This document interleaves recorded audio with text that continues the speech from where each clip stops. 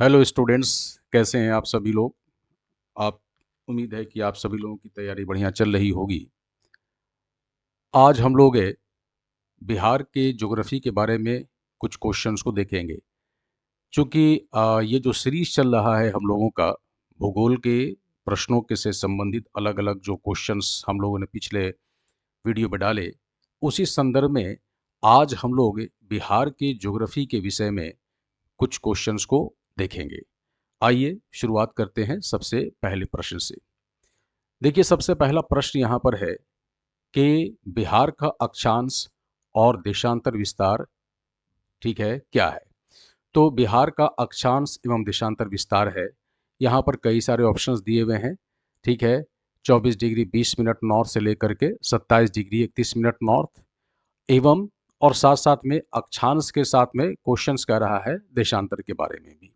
तो देशांतर कह रहा 83 डिग्री 19 मिनट पूरब से लेकर के 88 डिग्री 17 मिनट पूरब। तो यह इसका सही उत्तर है। क्लियर।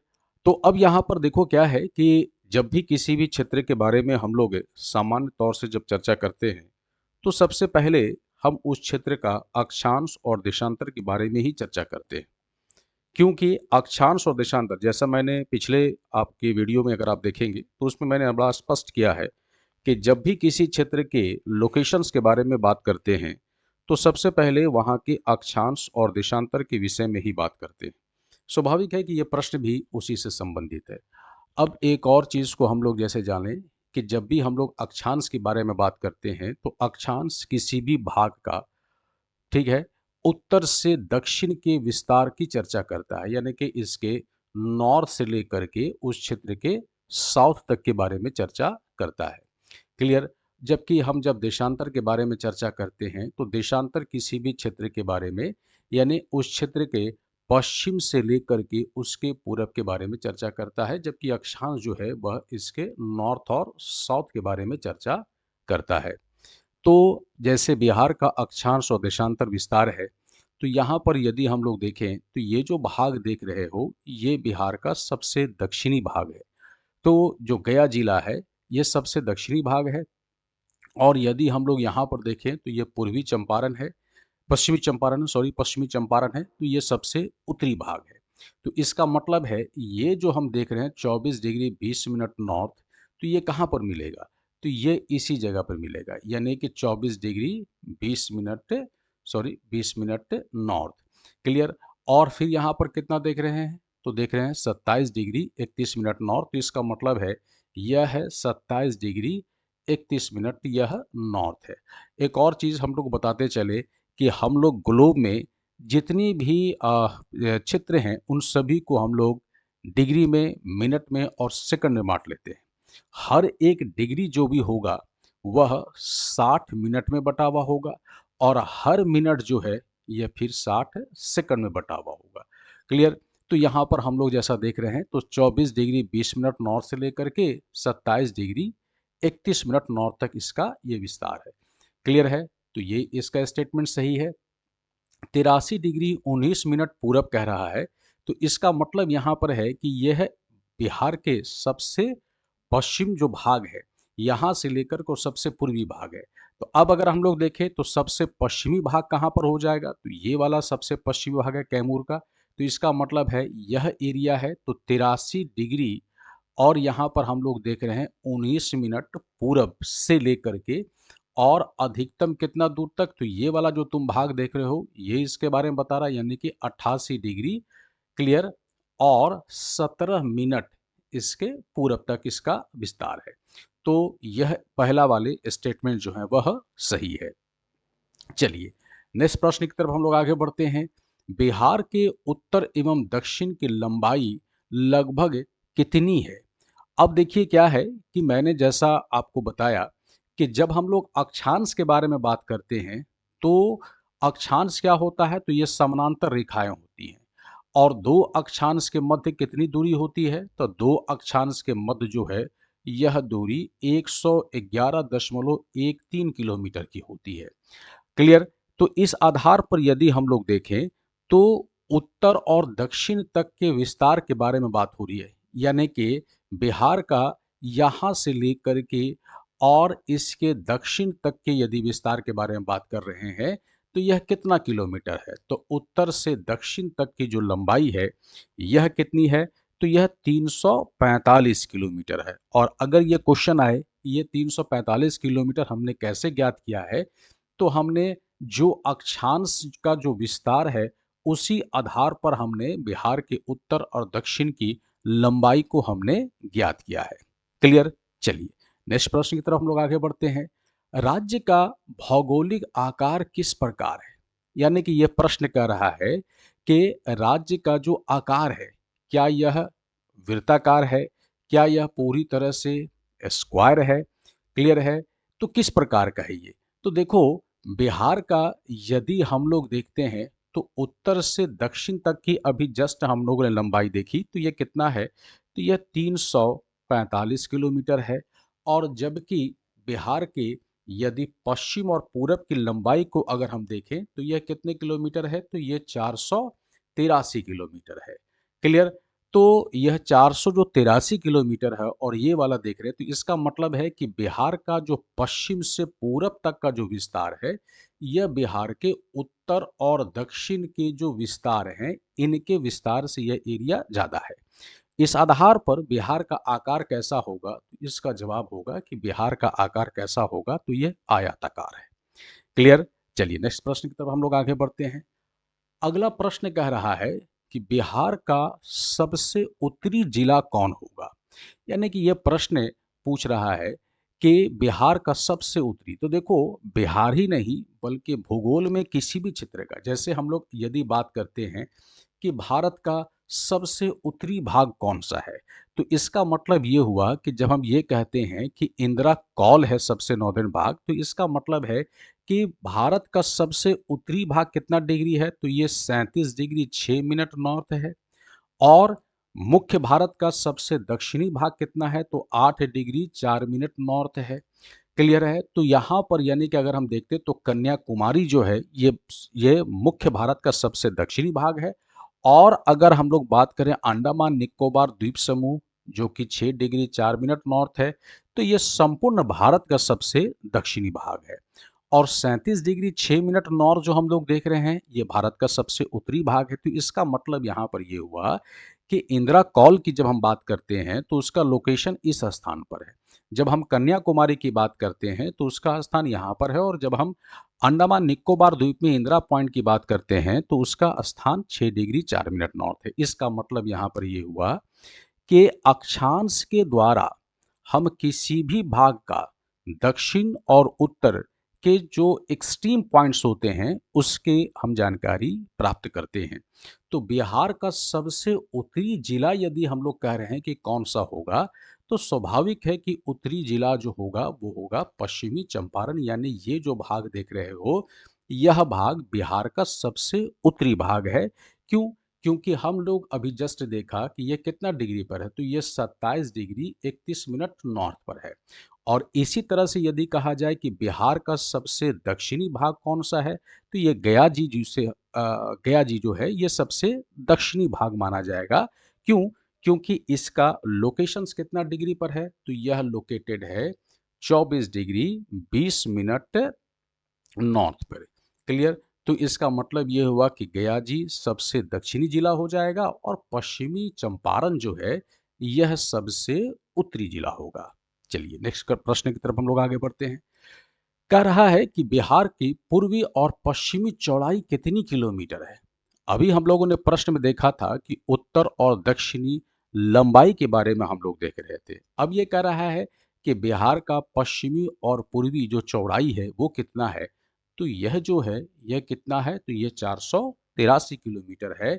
मतलब यहाँ पर यह हो गया कि ये वाला जो भाग हम देख रहे हैं, यह 483 किलोमीटर है। और ये हमें कैसे पता चला है? तो ये हम लोग दो देशांतर के बीच के जो डिफरेंसेस होते हैं, यानी दो देशांतर रेखाओं के मध्य जो डिस्टेंस होते हैं, उस आधार पर इसे हम लोग ज्ञात करते हैं। क्लियर है? तो यह 483 किलोमीटर है। और अगर हम लोग उत्तर से दक्षिण तक की यदि हम लोग बात करें, तो ये कितना हो जाता है? तो ये है 345 किलोमीटर। क्लियर? चलिए नेक्स्ट प्रश्न की तरफ हम लोग आगे बढ़ें। अब यहाँ पर कह रहा है, देखो फिर से कोई प्रश्न आ ही गया कि बिहार का सबसे दक्षिणी जिला कौन सा है। तो स्वाभाविक है कि बिहार का सबसे दक्षिणी जिला कौन सा होगा, तो गया जी होगा। ये हम लोगों ने अभी जस्ट प्रश्न में देखा। अब कह रहा है कि बिहार का कुल क्षेत्रफल कितना है। क्लियर। तो भूगोल में हम लोग जब अध्ययन करते हैं तो अक्षांश देशांतर के साथ साथ में, यानी अक्षांश एवं देशांतर के साथ साथ में हमें यह भी जानकारी प्राप्त करनी होती है कि कोई भाग यदि लोकेटेड है तो उसका क्षेत्रफल कितना है। जैसे यदि हम लोग भारत के बारे में बात करें तो भारत का क्षेत्रफल कितना है, तो हम लिखते हैं 32,87,263 स्क्वायर किलोमीटर कहते हैं, और ये भारत का संपूर्ण क्षेत्रफल है। तो इसी प्रकार से हम यहाँ पर प्रश्न कर रहा है कि बिहार का कुल क्षेत्रफल कितना है। तो स्वाभाविक है कि बिहार का कुल क्षेत्रफल जो होगा ये कितना है, तो ये 94,163 वर्ग किलोमीटर है। क्लियर। चलिए नेक्स्ट प्रश्न की तरफ हम लोग आगे बढ़ते हैं। अगला प्रश्न कह रहा है कि भारत के कुल क्षेत्रफल में बिहार का हिस्सा लगभग कितना है। यानी जो भारत के क्षेत्रफल के बारे में अभी हम लोगों ने चर्चा किया, उस आधार पर बिहार का जो क्षेत्रफल है वो कितना प्रतिशत आता है, तो यह है 2.86%। और इस आधार पर बिहार भारत का 12वां क्षेत्रफल के आधार पर सबसे बड़ा राज्य माना जाता है। क्लियर। नेक्स्ट प्रश्न की तरफ हम लोग आगे बढ़ते हैं। क्षेत्रफल के आधार पर बिहार का सबसे बड़ा जिला कौन सा है। क्लियर है।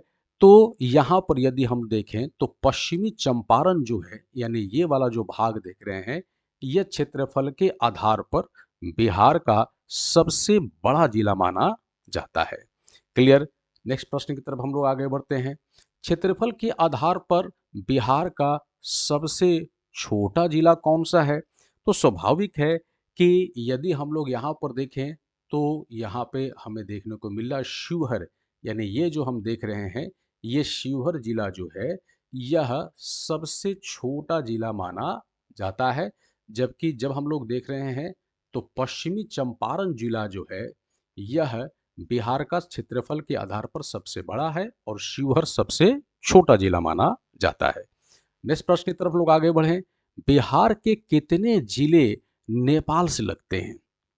एक बात बड़ा स्पष्ट हम लोग कहें कि जब भी हम लोग किसी भी प्रश्न को देखते हैं तो जैसे यदि हम लोग कहें कि बिहार की स्थिति भारत में किधर है, तो बिहार भारत के पूर्व में स्थित है।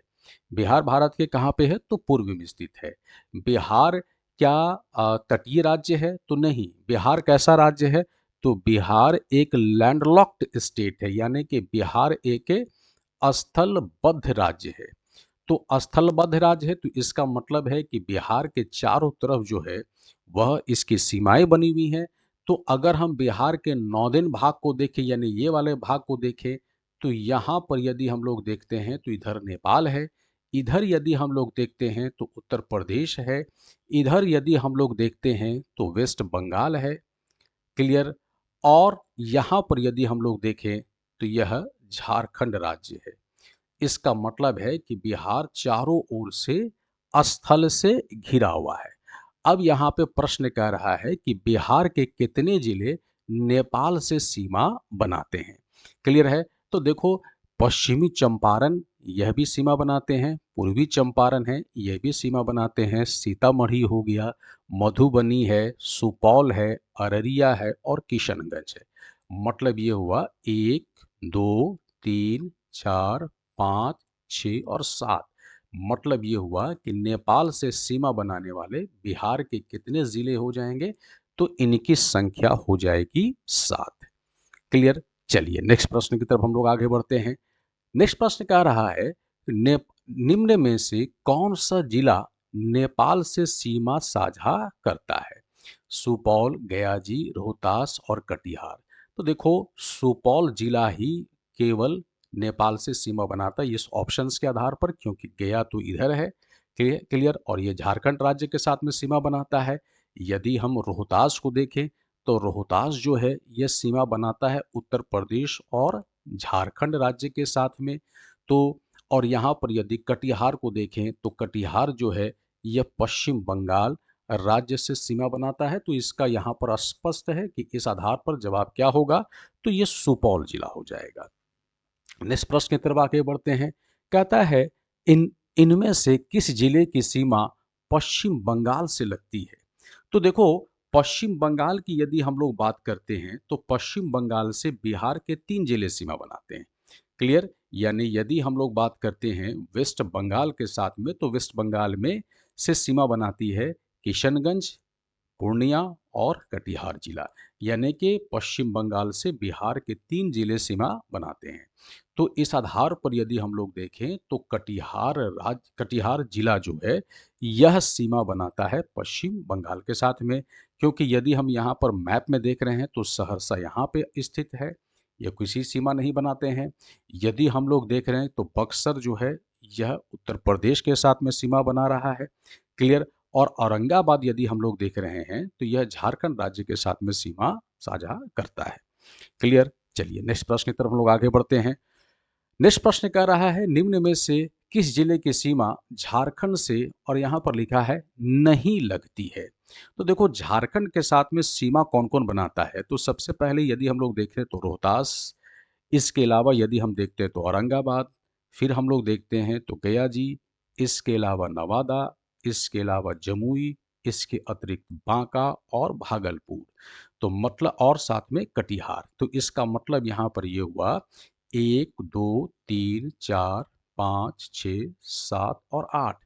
तो मतलब यहाँ पर याद रखिएगा कि झारखंड के साथ में बिहार के कितने जिले सीमा बनाते हैं, तो बिहार के 8 जिले सीमा बनाते हैं झारखंड राज्य के साथ में। अब यहाँ पर कह रहा निम्न में से किस जिले की सीमा झारखंड से नहीं लगती है? तो झारखंड से कटिहार की सीमा तो लग ही रही है, झारखंड से भागलपुर की सीमा भी लग रही है, और झारखंड के साथ में औरंगाबाद की भी सीमा लग रही है। तो बक्सर यहाँ पे है, तो स्वाभाविक है कि ये उत्तर सही होगा, यानी कि इसकी सीमा झारखंड से नहीं लग रही है। नेक्स्ट प्रश्न की तरफ हम लोग आगे बढ़ते हैं। अब यहाँ पर देखो, बिहार का राजकीय पशु कौन है? तो इसका उत्तर होगा बैल। क्लियर? चलिए नेक्स्ट प्रश्न की तरफ हम लोग आगे बढ़ते हैं। निम्न में से निम्न कथन में से सही कथन कौन सा है? कुछ जनरल प्रश्न भी हम इसमें जोड़ दिया है। जैसे पहला है, बिहार में जिले कितने हैं? तो 38 जिले हैं। परमंडल की संख्या कितनी है? तो परमंडल की संख्या 9 है। यहाँ पर आप देख रहे होंगे, ये जो हमने मानचित्र लिया है तो ये परमंडल का है। तो अब यहाँ पर देख रहे हो 1, 2, 3, 4, 5, 6, 7, 8 और 9। तो 38 जिले हैं, ये स्टेटमेंट सही है। परमंडल की संख्या 9 है, ये भी सही है। सबसे बड़ा परमंडल कोसी है, यह सही स्टेटमेंट नहीं है। और पटना परमंडल में नालंदा नहीं है, नालंदा पटना परमंडल के अंतर्गत में आता है। तो यह स्टेटमेंट भी सही नहीं है। तो इसका मतलब यहाँ पर होगा एक और बी, यानी कि ये दो स्टेटमेंट जो है यह सही है। क्लियर? चलिए नेक्स्ट प्रश्न की तरफ हम लोग आगे बढ़ते हैं। बिहार का राजकीय पक्षी कौन है? क्लियर? तो बिहार का राजकीय पक्षी अगर बात किया जाए तो यह है गौरैया। नेक्स्ट प्रश्न की तरफ आगे बढ़े। बिहार के किस हिस्से में शिवालिक पहाड़ियों का भाग जिसे सोमेश्वर की श्रेणी भी कहते हैं, यह स्थित है? तो यदि इस प्रश्न को देखा जाए तो देखो, सोमेश्वर की श्रेणी इस जगह पर स्थित हम देखते हैं, यानी कि पश्चिमी चंपारण में। तो इसका मतलब है इस ऑप्शंस के आधार पर यदि हम लोग देखें, वैसे तो यह उत्तर पश्चिम में स्थित है, लेकिन यहाँ पर कोई ऐसा ऑप्शंस नहीं है। तो इसका मतलब है कि शिवालिक पहाड़ियों का जो भाग है, जिसे हम लोग सोमेश्वर की श्रेणी कहते हैं, यह बिहार के उत्तरी भाग में स्थित है। क्लियर? चलिए नेक्स्ट प्रश्न की तरफ हम लोग आगे बढ़ते हैं। बिहार का दक्षिणी पठारी क्षेत्र जो कैमूर से बांका तक स्थित है, मुख्य रूप से किस प्रकार के शैल से बना है? एक चीज को याद रखेंगे कि जैसे यदि हम लोग बिहार का मानचित्र को यदि हम देखते हैं, तो बिहार का ये वाला जो भाग हम देखते हैं, क्योंकि गंगा नदी जो है इस पूरे भाग को दो वर्ग में भाग देती है, यानी कि दो भाग में यह काट देती है, यानी कि दो भाग में यह वर्गीकृत करती है।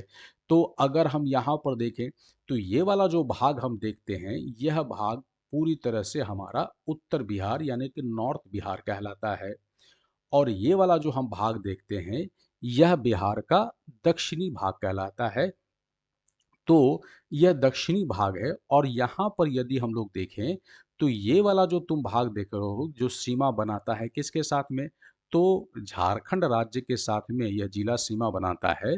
तो ये जिले जो हैं, यह एक प्रकार का पठारी क्षेत्र भी माना जाता है। क्लियर है?